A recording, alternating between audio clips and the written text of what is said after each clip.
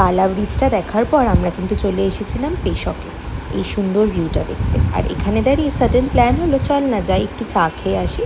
আর চা খাওয়ার জন্য গোল্ডেন টিপসের থেকে বেটার জায়গা আর কী হতে পারে বলো, যখন নর্থ বেঙ্গলেই আছি। হয় মিরিকের গুড্রিক, নাহলে গোল্ডেন টিপস ইন দার্জিলিং। সেখানে এসে কী যে সুন্দর ভিউ দেখলাম। ঋত্বিক বেশ কিছু চা দিয়েছিল টেস্টিংয়ের জন্য, সেখান থেকে কিন্তু একটা পছন্দও করেছে। আমাকে বলেছিল কিছু নেব না, নিয়ে এই যে এই চাটা দেখছো এটা কিন্তু উনি আবার নিয়েও এসেছে। যাই হোক, শুধু চা খেলে তো হবে না, পেটে তো বেশ সূচও দৌড়াচ্ছে। তারপরে একটুখানি ম্যাল রোডটা ঘুরলাম, ঘুরে পেট্রোলালের জন্য একটা সফট টয় নিলাম। আদতে কিন্তু আমার ছেলের ওটা পছন্দ হয়নি, উনি কোনো কিছুই পছন্দ করেন না গাড়ি ছাড়া। দেখো ঘোড়াগুলো কি সুন্দর বদমাইশি করছে। আর এই যে দেখছো ডগো, বাবা তার তো কি রেলা। এই সব দেখে টেখে চলে এলাম আমরা গ্লেনারিসে। ওখানে এসে একটু বেকারি আইটেম থেকে কিছু চুজ করলাম। আমার ফেভারিট ব্লুবেরি চিজ কেক তো থাকবে। তারপরে বিকেল 5:30 বেজে গেছিলো জানো। এই রাস্তাটা দেখে ফিরতে ফিরতে মনে হচ্ছিলো যেন রাস্তাটা শেষই না হয়, কিন্তু অহেজ্য আমাদেরকে ফিরতেই হলো লামাহাটে আমাদের স্টেতে।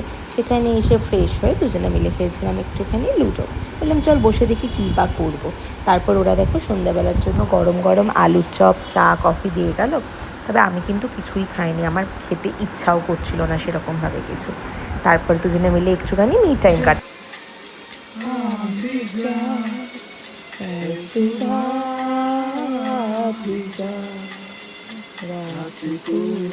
রাতের ডিনারের আর কোনো ভিডিও নিতে পারিনি, দিয়েছিল ফ্রাইড রাইস চিলি চিকেন, সেটা খেয়েই শুয়ে পড়েছিলাম। শরীরটাও খুব একটা ভালো লাগছিল না। পরের দিন সকালে উঠে ফ্রেশ হয়ে জলখাবারে দিয়েছিল এই যে লুচি আলুর তরকারি টাইপের একটা কিছু, যেটা আমি একদমই খাইনি, ঋত্বিক খেয়েছিল, কারণ আমাদের তাড়াতাড়ি লাঞ্চ করতে হতো।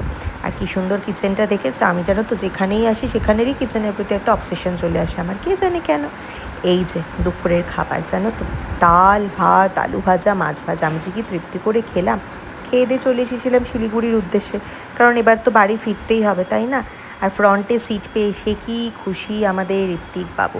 রাতে একটা জায়গায় দাঁড়িয়ে ছিল, ওখান থেকে ডিনার করে তারপরে আবার বাসে উঠে ঘুমিয়ে পড়লাম। পরের দিন সকালে কলকাতা চলে এলাম। টাটা।